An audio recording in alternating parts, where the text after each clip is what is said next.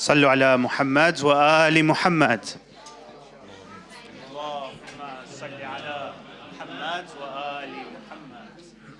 Brothers and sisters, we'll be starting with some verses from the Holy Quran. Please welcome Brother Kumail Versi with the salawat ala Muhammad wa ali Muhammad.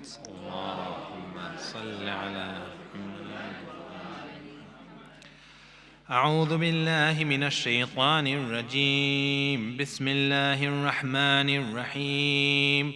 سيقول السفهاء من الناس ما ولاهم عن قبلتهم التي كانوا عليها قل لله المشرق والمغرب يهدي من يشاء إلى صراط مستقيم. وكذلك جعلناكم أمة وسطا لتكونوا شهداء على الناس ويكون الرسول عليكم شهيدا. وما جعلنا القبلة التي كنت عليها إلا لنعلم من يتبع الرسول ممن ينقلب على عقبيه وإن كانت لكبيرة إلا على الذين هدى الله وما كان الله ليضيع إيمانكم إن الله بالناس لرؤوف رحيم. قد نرى تقلب وجهك في السماء فلنولينك قبلة ترضاها فولي وجهك شطر المسجد الحرام وحيث ما كنتم فولوا وجوهكم شطره وإن الذين أوتوا الكتاب ليعلمون أنه الحق من ربهم وما الله بغافل عما يعملون. ولئن أتيت الذين أوتوا الكتاب بكل آية ما تبعوا قبلتك وما أنت بتابع قبلتهم وما بعضهم بتابع قبلة بعد ولئن اتبعت أهواءهم من بعد ما جاءك من العلم إنك إذن لمن الظالمين. صدق الله العلي العظيم.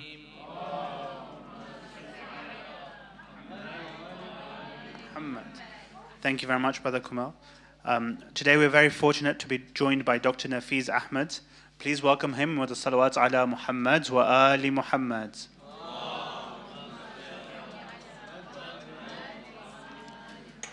Dr Nafeez Ahmed is a globally renowned systems theorist, investigative journalist, and strategic advisor to governments and businesses on how to drive change.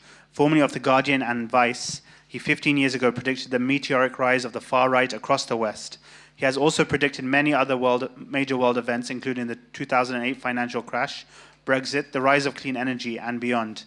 A best-selling author of 7 books, including A User's Guide to the Crisis of Civilization, he is a Byline Times special investigations reporter at large. His work has been used officially by the 9/11 Commission, the London bombings coroner inquest, and cited in the Congressional Record, as well as in the UK House of Commons and House of Lords, including in multiple Parliamentary Select Committee inquiries. He is currently the Global Head of Research and Communications at Unitas Global Advisory, and we're very fortunate to have him today to talk about his new book, ALT REICH. Please welcome him with another salawat ala Muhammad wa ali Muhammad. Allahumma salli ala Muhammad wa ali Muhammad. Assalamu alaikum, everyone. Thank you so much for hosting me here. It's a pleasure to be with you guys. As you can see, I have some books available if you're interested. So look, maybe we should make this more of a conversation, but I'm going to start with giving you some insight into my work, what my book is about, why I wrote it, and then we can have a discussion and you guys can ask me questions about things that are kind of provoked by, if anything provokes you or interests you, please feel free to ask. So the book is called ALT REICH, and it's based on 15 years of investigative journalism into far-right groups. all over the world, but especially in the West. So you might be wondering why the title, what does that mean, alt Reich? So the word, the Reich part is the German term. It comes from Third Reich, which was the German term for the Nazi rule. And so you're wondering, why does it start with alt? So the term alt-right, you might have heard of it. It was coined a few years ago by some people in the United States who were very supportive of Donald Trump. In particular, people like Steve Bannon, who was Trump's campaign chief and his senior advisor for some years. He was very fond of this term, alternative right. So that became shorthanded to alt-right. And he came up with this term as a way of trying to kind of change the way people think about far-right. Because far-right was recognized as, this is extreme. You're now going outside the boundaries of what is considered to be legitimate. So they came up with this term alt-right or alternative right and said we should rebrand as this. So the reason I chose this title for my book is because while I've been investigating these groups over these years, I noticed a pattern that was really, really alarming. And that's really the centerpiece of this book. And that pattern is that at the core of these movements is, despite the variety of the different groups, the fact that they are not homogeneous, they have different views. Some people focus on particular communities, some people don't like Muslims, some people don't like black people, some people don't like Jews, and lots of other things in between. But I found that there was a common thread that was essentially moving these groups into a more extremist direction. And that thread was a connection to Nazi ideology. So I started to put this book together last year, actually. And I did it actually because I was concerned about the lack of understanding of how these groups are working together and what direction of travel they're moving in. Now, I'm sure you guys are feeling that something has shifted in the politics, that something has gone kind of strange, right? Like it just doesn't feel normal anymore. And it's not just about Trump. I mean, Trump has obviously, the fact that Trump was there was bad enough, and then he went and then he came back, and he came back with a vengeance, is very strange, right? Then we're seeing what's happening with Nigel Farage in the UK. This, you know, the guy is like also like Teflon. Like you think he's marginal, but then he's there. We just had the summer riots in the UK, which were again completely crazy. We thought that we'd left these times behind, and suddenly we're seeing that you don't feel safe on your own streets anymore. You're worried about people attacking you, and people calling you names because of your color of your skin or the fact that you might look Muslim or whatever it is. And you're thinking, I thought we'd changed all this. I thought we've left all this behind. Why is this coming back? And then you've got Elon Musk standing there. You know, you've just had Trump voters and Elon Musk doing back-to-back Nazi salutes at the Trump inauguration. And no one can even say it for what it is. The people are arguing about, what was that? Was it really a Nazi salute? And we're all just standing here thinking, what's going on? So this book, I wrote it because no one was making sense of why is this happening? How is it happening? So I think this book is the only book that actually tells the whole story, the full story of how we have got to where we are and what it really means for our societies and our civilization. And I'm hoping arms us with the ability to understand and then confront and fight back. So it's a 100-year story. And it starts actually in the 1930s, you know, when things were really getting quite worrying and alarming with extreme right views. White supremacism wasn't seen as extreme at that time. It was seen as quite normal. But even then, the Nazi variation of that was still a very specific form of extremism. and ended up having a huge impact on the world. Now, I'm going to kind of focus on, I think, 3 or 4 key elements to the book, because there's so much in the book. There are so many characters, many of them you're familiar with. There's so many different organizations and networks and institutions. So what I'm going to do is I'm going to focus on 3 or 4 key things. And I'm not necessarily going to explain everything, but I'm going to get you to get some key ideas. And then after that, I'll kind of round it up, and then we can have a conversation about what it all means. So I said we start in the 30s, and I want to start with an organization called the Pioneer Fund, which I presume no one's heard of. So the Pioneer Fund was a Nazi foundation in New York, set up in 1937. It was funded by a textiles magnate. His name was Wycliffe Draper. He'd made loads of money in textiles. But he was a pro-Nazi. He loved Nazi ideology, actually really loved it. Loved what the Nazis stood for, loved Hitler. And he set up this foundation because he wanted to have that ideology imported into America. And he was very worried about black communities, and he was worried about the problems that these communities posed to America, and he wanted to get rid of black people and all this kind of crazy ideas. So he saw the emerging Nazi ideology as a way of doing that. So he set this foundation up. And they did loads of things, like they were distributing propaganda videos in America, Nazi propaganda videos, promoting Hitler, promoting what the Nazis were doing, all this kind of stuff. So that was the first kind of thing. Now, the weird thing is the Pioneer Fund, many characters associated with that organization remain key players to this day in everything that we're talking about. And that's what I'm going to kind of throw you some facts to get you kind of aware of what's going on. So the Pioneer Fund did a few things in that time which were quite problematic. And one of the things they did is they established a very close relationship with Nazi Germany. So this wasn't even just a case of we're sympathizers with Nazis. They were collaborating with Nazis. And there was kind of like a pipeline of mutual radicalization. So the way it worked was this. You had Americans in Congress doing things like passing sterilization laws targeted against black people and immigrants, things like that.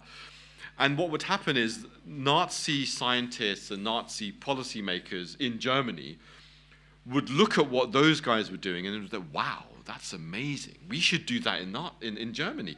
So then they started doing it in Germany on an industrial scale, passing extraordinary legislation against Jewish communities. And then what would happen is the Americans would look at what was going on in Nazi Germany and they'd be like, whoa, those guys are creating this industrial scale program. We should do that in America. So then they started taking those ideas and saying, well, let's pass legislation, let's agitate in Congress and things like that. So that's how they kind of had this mutually reinforcing thing. But then, of course, the Second World War happened. America got involved, and America crushed Nazi Germany. And after 1945, it wasn't actually very fashionable to be a Nazi.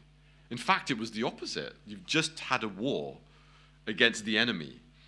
So the Pioneer Fund was still active, but they had to change fundamentally their tactics.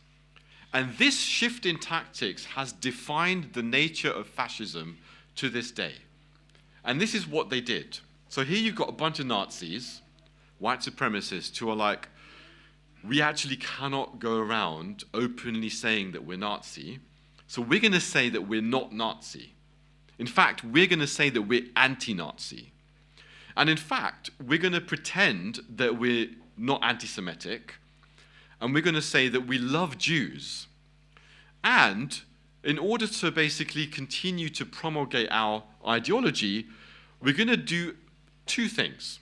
One, we need to find another suspect community, and they happen to be a community that we're already very concerned about. So I said they were already very worried about black communities, African Americans. But there was the other thing they did, which is really significant, is they needed to find an external enemy to focus people's minds. And that enemy was communism. So after the Second World War, the next big thing was, well, there's the Soviet Union there, there's the communist threat, so let's focus on communism. So that's what they did. They essentially worked with people who were very worried about communism, and they ramped up that threat. So the second thing that I wanted to bring into your attention is this other really strange thing that happened, which is the Americans, after the Second World War, recruited Hitler's former spy chief, Reinhard Gehlen, into the intelligence community. And this guy was basically head of Hitler's intelligence apparatus in Eastern Europe. He had all of the intelligence on the Soviet Union, everything else. So he turns up in South America with all these papers, and he defects. And the Americans say, well, this is great. Let's just use this guy. So they get him. And even the president of America didn't know that this was happening at the time, by the way. So they get him, and then the Office of Strategic Services, which was the precursor to the CIA, they were the main kind of intelligence organization that was supporting the war during the Second World War. So they recruited Reinhard Gehlen, and then they said, well, look, why don't you recruit, your people into a new organization so that we can spy on the communists? And so he said, that's great. So he recruited hundreds and ultimately thousands of Nazi war criminals, SS officers, and intelligence people into an American intelligence operation that was all about spying on the Soviet Union. Now, as you could imagine, these guys weren't very honest. So we now know from declassified documents that have come out from the CIA that those guys essentially exaggerated the threat from communism. I'm not saying there wasn't an issue with the Soviet Union. I'm not saying that there weren't issues with communist movements. But they created the specter of an enemy invasion which was about to take over Western Europe, and they just pummeled it into the psyche of the American intelligence community and the Western intelligence apparatus, and it justified not only the aggressive posture of the American intelligence community towards that part of the world, and it justified many other things, invasions of different countries, which they said they blamed it on communists, and actually they weren't about communism, it was about self-determination, all this kind of stuff. But the biggest thing of all was that this enabled the Nazis in the intelligence apparatus to essentially operate freely. So this is what defined the structure of these organizations, right? Here's the external threat. We're not a threat. We are loyal to now America and democracy. We've renounced our Nazi heritage. And that defined the way in which these guys were operating. So fast forward a bit to, say, 1960s and those decades after that, 1960s, 1970s, 1980s. What was the Pioneer Fund doing at that time? So this is where it gets kind of interesting. So the Pioneer Fund was still kind of quite underground, but they were doing two things. Firstly, they were working with people in Congress, and their main concern was to combat civil rights activism. So basically, people like Martin Luther King, people who were, Malcolm X, people who were saying that black people should not be segregated, that we should have equal rights.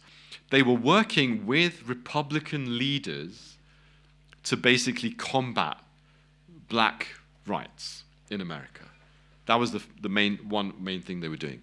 The second thing they were doing is that they were working with Republican politicians to fight communism, or supposedly fight communism. So one of the things that they did, for instance, is you had this conservative think tank set up around this time called the Heritage Foundation. Some of you guys might know of the Heritage Foundation. We're going to come to them in a minute. The Heritage Foundation is, and always has been, one of the most influential Washington, D.C. think tanks, especially amongst conservatives. So these guys were set up around this time, and one of their founders, Edwin Fjellner, who is a character who is consistently going to be in this story, Edwin Fjellner recruited a guy called Roger Pearson. And this is really significant because Roger Pearson was a leading member of the Pioneer Fund, this Nazi eugenicist organization. And they recruited him into the Heritage Foundation. And then he went on to mingle with, former CIA officials, national security officials. He set up the Heritage Foundation's major policy journal. He was really, really powerful. And he also set up something called the World Anti-Communist League. And he recruited loads of Nazis into that organization, by the way. So you can see what they were doing, right? So he was actively using the anti-communist threat to kind of maneuver himself into the heart of policymaking on national security in the United States, on the spectrum of the right. The other thing that the Pioneer Fund was doing is they were funding academic research at universities on scientific racism, but it's not really scientific. So what is the scientific racism they were funding?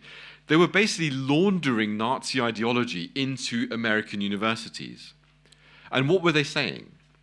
They were basically saying that human beings are not one race, they are multiple biological races, and that there is a hierarchy. And as you can imagine, that hierarchy is black people at the bottom, white people at the top. And what's their distinguishing features? Well, obviously, black people are inferior intellectually, and white people are superior intellectually. So they used IQ as a way of measuring this. And this was what they claimed, and they said this is biologically determined, it's genetically determined fundamentally. And essentially they were doing all sorts of research to promote this idea.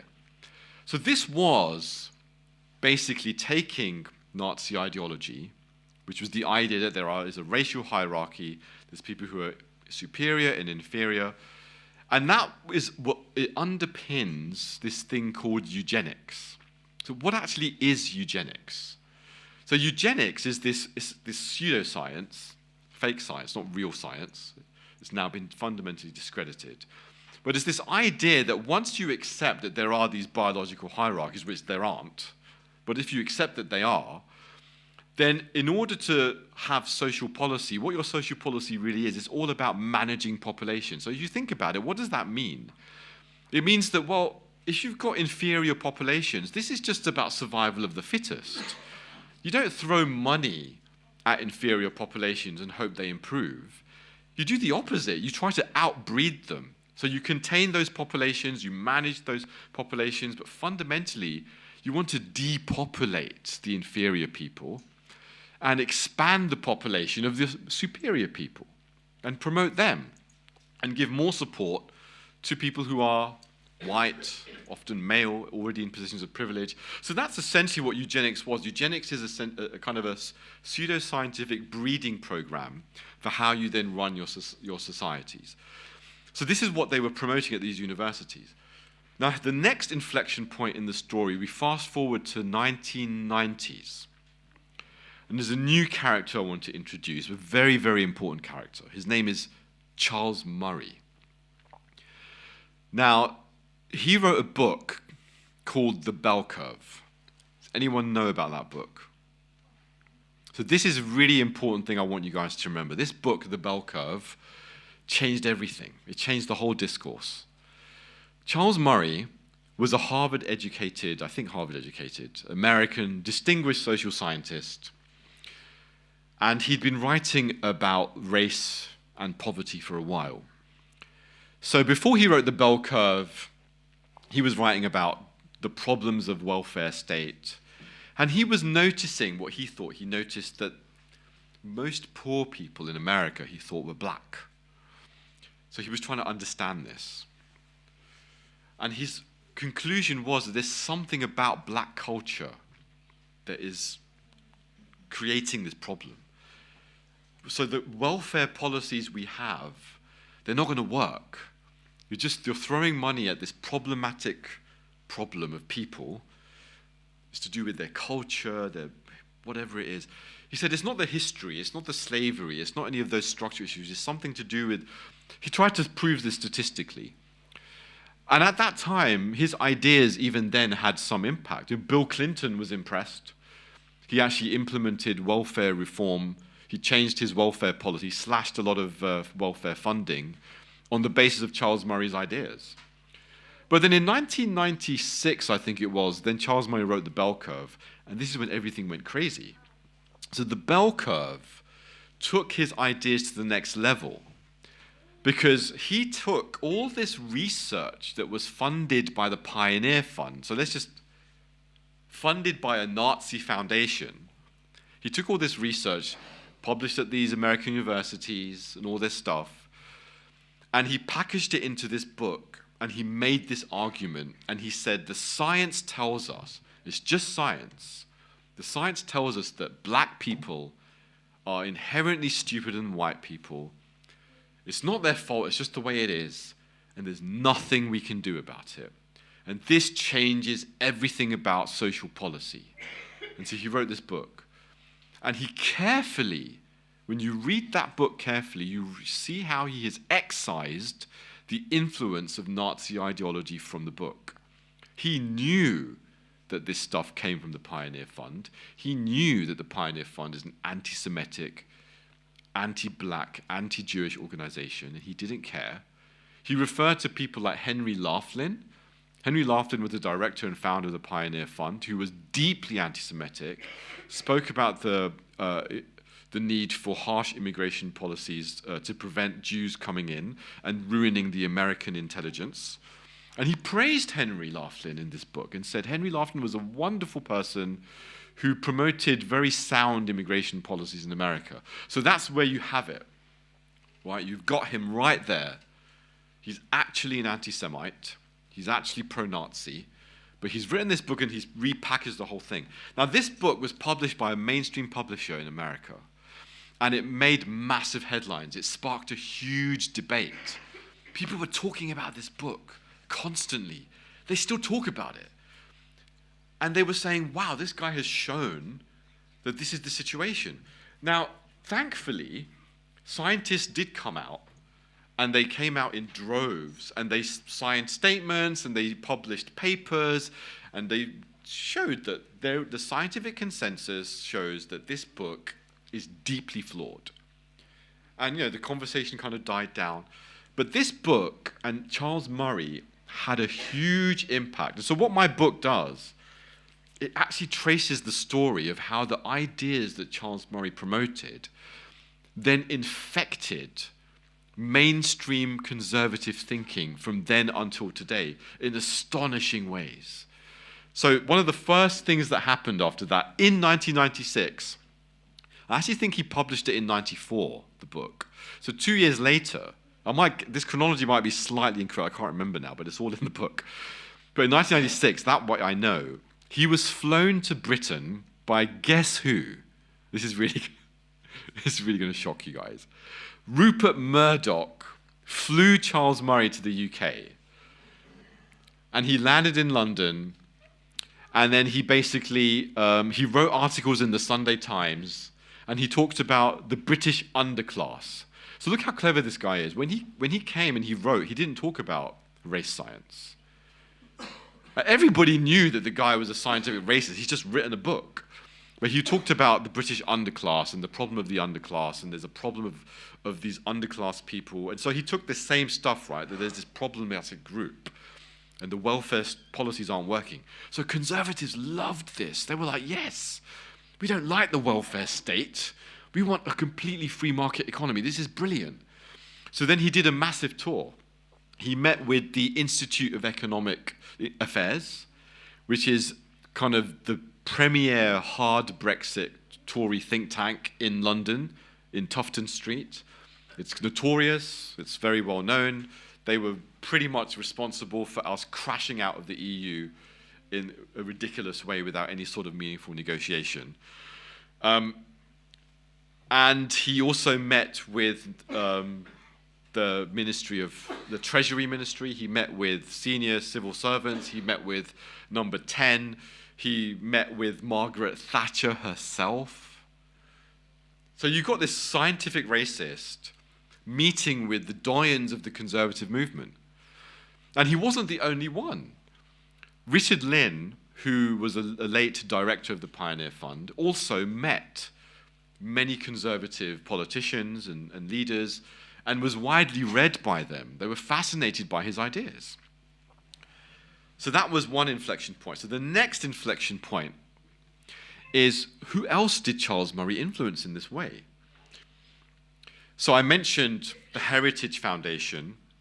I mentioned the Institute for Economic Affairs. So these are two, on twin sides of the Atlantic, you've got these two think tanks, two conservative think tanks, both very influential, one on the Republican side, one on the conservative side, actually influencing the mainstream of conservative thinking, right? So this was a radicalization process at play. Now, both these organizations were part of a wider network. The guy who founded the Institute of Economic Affairs, he basically set up a whole network of free market think tanks called the Atlas Network. 400 organizations across something like 190 countries, all promoting this extreme free market ideology, anti-welfare state. And all of these organizations were part of this network. And this same network was linked to the Heritage Foundation, to the Institute of Economic Affairs, and the same people that promoted these ideologies were promoting this network. So it was essentially spreading all over the world. I'm going to kind of just now, there's two more things I want to end on. First is a couple of people who were influenced by this that are going to be really familiar to you. And secondly, then we're going to close on Silicon Valley and what's happening there. So just some names of some people who've been influenced by this ideology. Who's heard of Douglas Murray? Who hasn't heard of Douglas Murray? Douglas Murray masquerades as someone who is a libertarian and is very concerned about extremism and all the rest of it. But Douglas Murray is actually a sympathizer with scientific racism on the record. If he doesn't like it, he can sue me. It's in the book. I've written about it. So he wrote a book called The Madness of Crowds. I think it was in 2011 it was published. In this book, he actually refers directly to the bell curve and Charles Murray. And he praises it and says, it's a really interesting, wonderful piece of work. I can't remember exactly what he says, but he praises the book. So you can see that he's actually a fan of Charles Murray. Fast forward a few years later, there's another character who is very, very world famous, but from the American side. Who's heard of Jordan Peterson? So Jordan Peterson kind of masquerades as the self-help guru. I mean, once upon a time wasn't masquerading.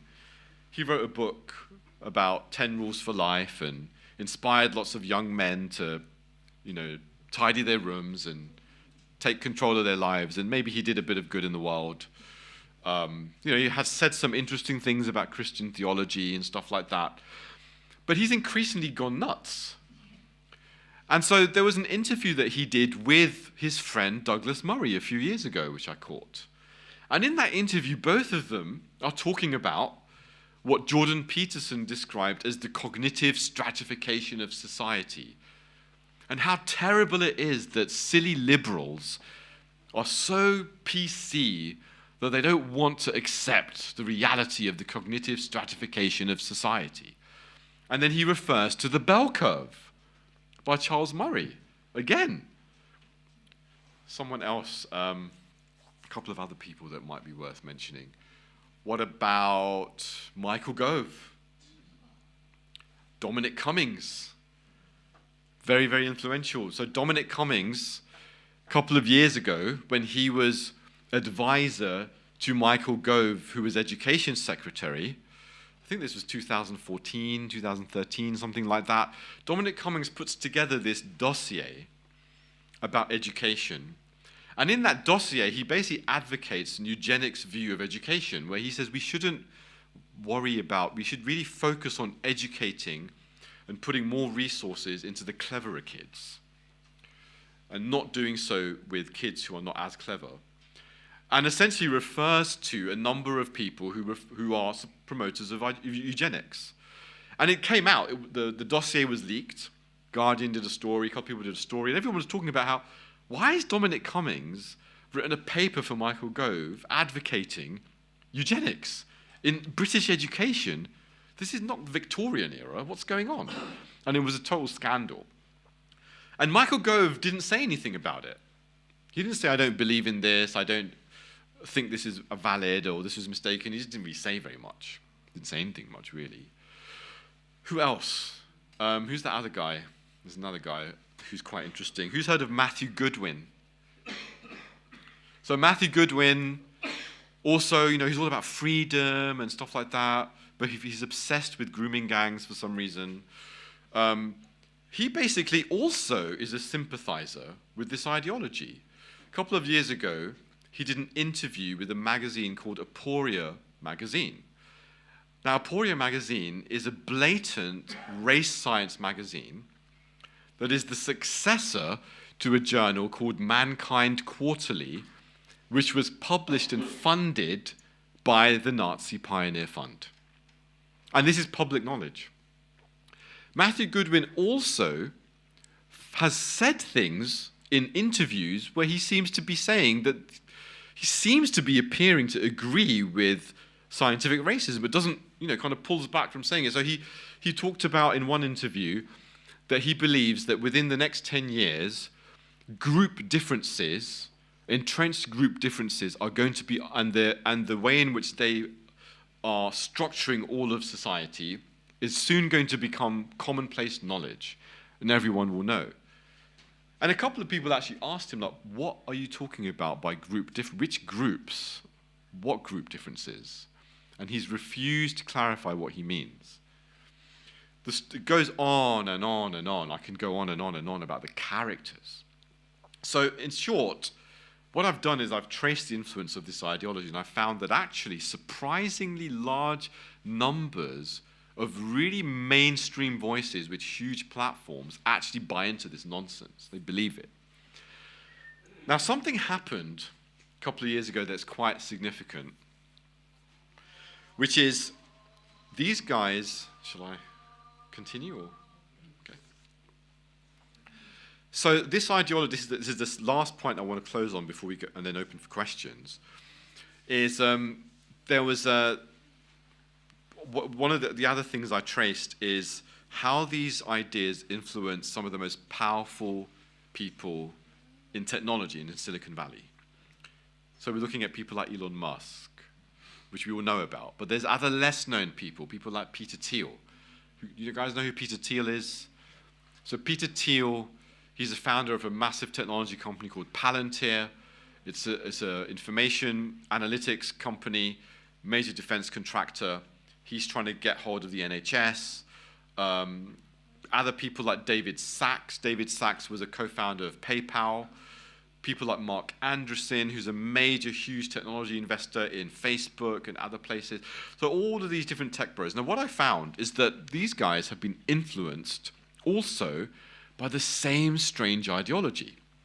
There's two characters that I want to mention here. One is a guy called Nick Bostrom.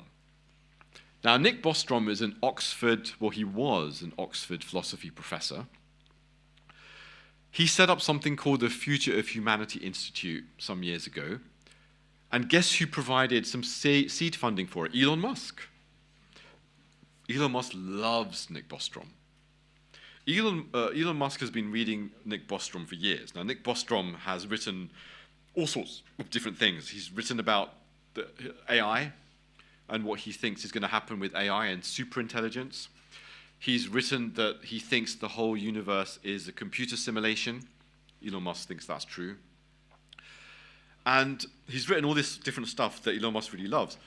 But one thing he wrote 20 years ago on a listserv did not come out until a couple of years ago.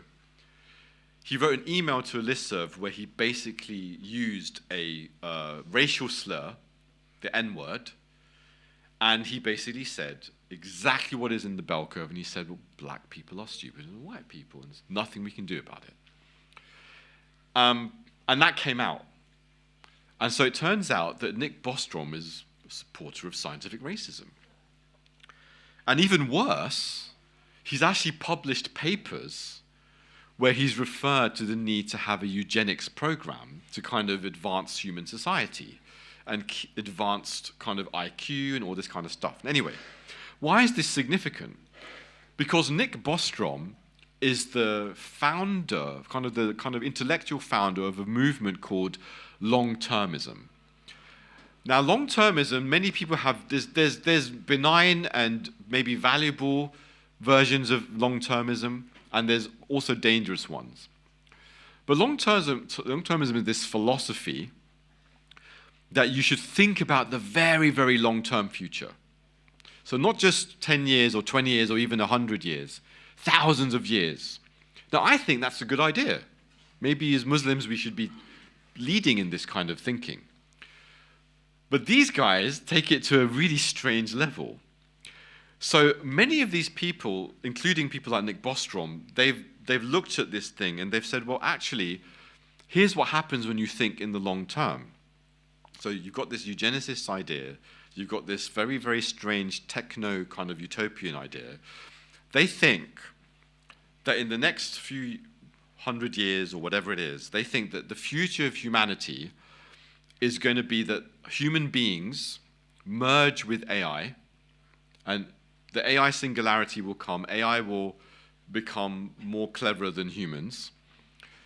We will then merge with the machines, and then we will basically become like, merged and cyborg-like. We will then upload our minds into the cloud, because that's the next logical step of technology. We'll upload our minds into the cloud.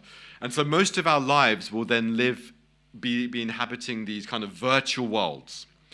And then what will happen is we will become a multiplanetary species. We will go to Mars. We will then populate the solar system. We will then go further than that. But we're going to do it through being in the cloud and being like machines. So what will happen in the far-flung future is the universe will be populated by trillions of these civilizations, which are basically run by planet-sized servers, where people will actually just be digital bits on a server, living these wonderful virtual lives of extreme pleasure. Leave that to your imaginations. And that's what he thinks the future of humanity is going to be. But so in order to make sure that that happens, they came up with this logical scheme working backwards where they said, there's such things as catastrophic risks which might prevent us from reaching this wonderful, inevitable future which we're moving towards. Things like asteroids hitting the Earth, things like global population going out of control, or maybe it might go the other way, population collapse. These catastrophic risks. But when you look at the catastrophic risks get really strange. So some of the catastrophic risks are like, well, what if you have too much investment in the welfare state? Because then you're going to have too much investment in unproductive people. And then basically you're not going to be able to put enough money in rocket kind of productivity to get to Mars. And if you don't have that, then you might not get to Mars. So that future might not happen.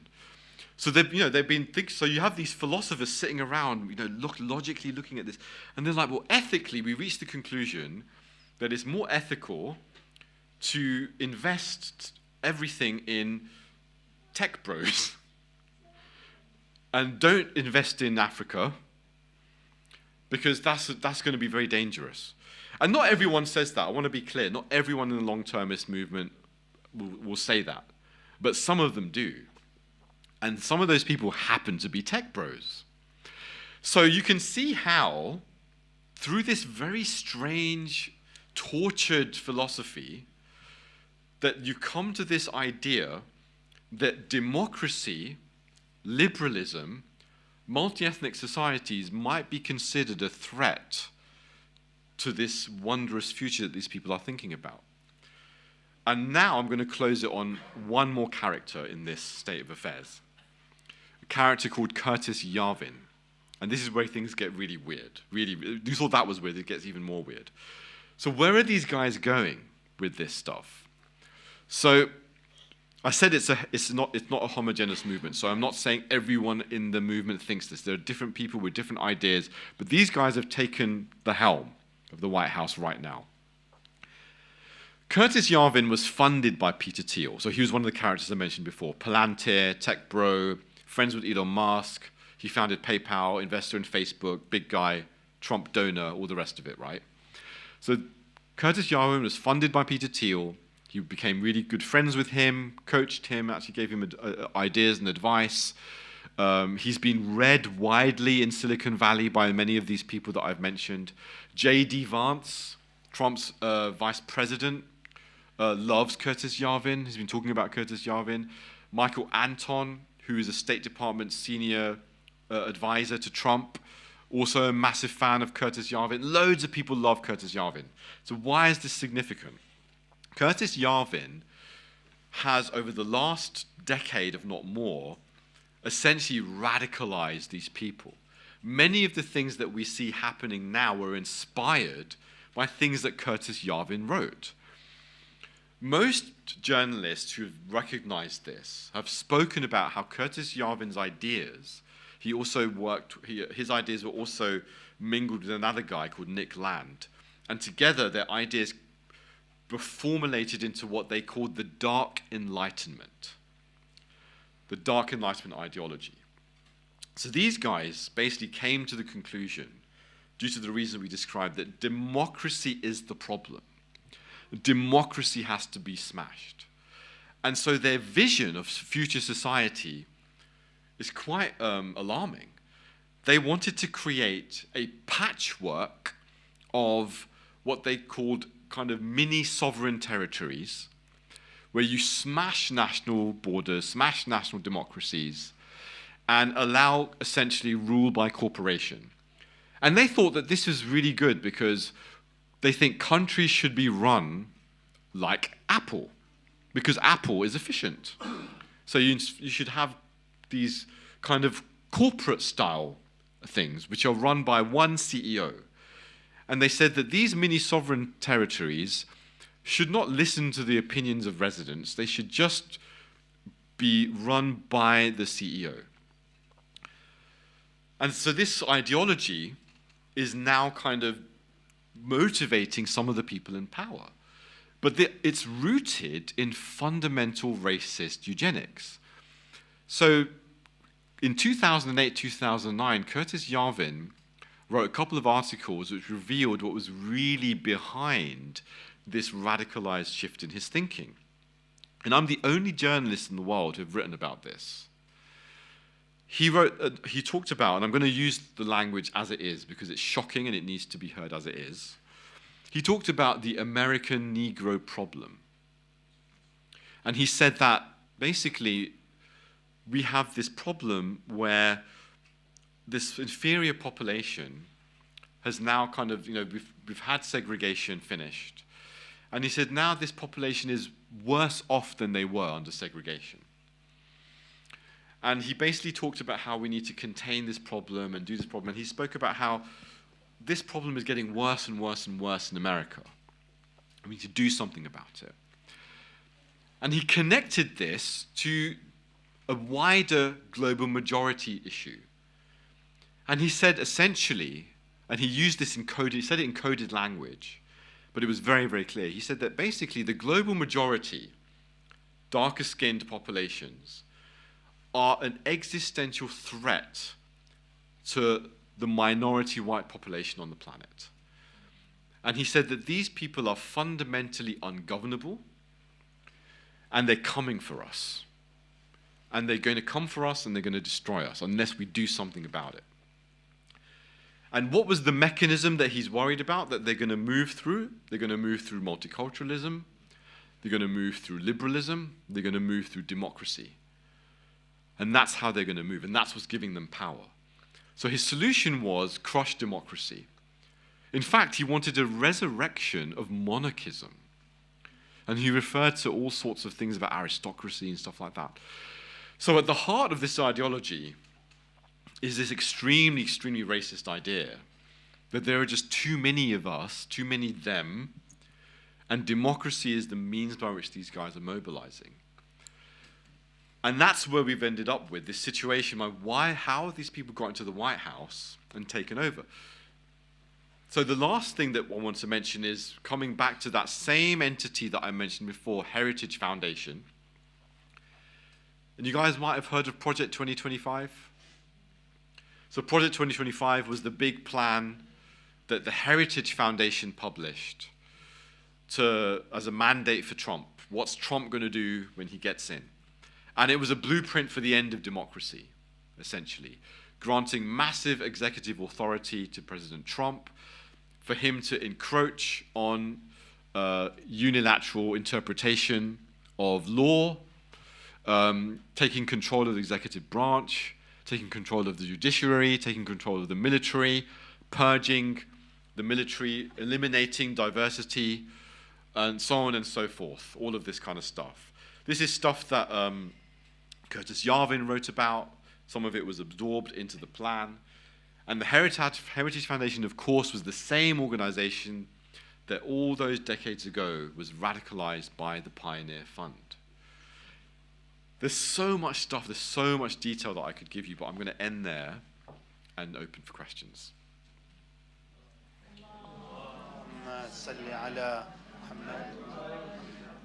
Thank you very much, Dr. Nafeez.